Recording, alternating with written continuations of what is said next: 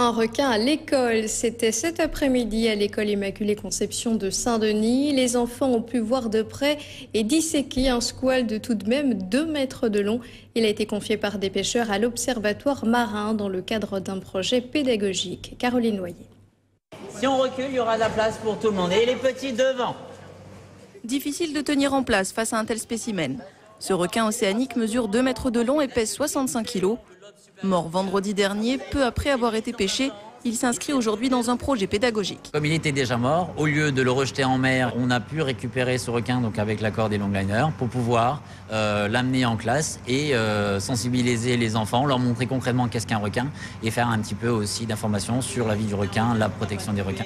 Et pour ces élèves de CE2 habitués à la théorie, toucher et voir un requin d'aussi près est nettement plus intéressant. C'est assez passionnant, dans toutes les écoles, on ne peut pas trop voir ça. Enfin, j'ai adoré, quoi. C'est surprenant.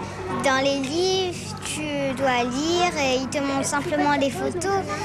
Et ici, c'est pas pareil puisqu'ils le montrent en vrai. Ça fait plaisir de voir un requin, ça sent pas très bon. L'odeur en incommode plus d'un, mais ce n'est rien à côté de la prochaine étape. On va ouvrir le ventre du requin pour voir. Une dissection en bonne et due forme pour découvrir de l'intérieur l'anatomie du squale. C'est un peu horrible, mais sinon ça va. Vous avez vu, il y a plusieurs muscles, d'accord? Malgré sa coopération durant toute la démonstration, le requin repart en morceaux.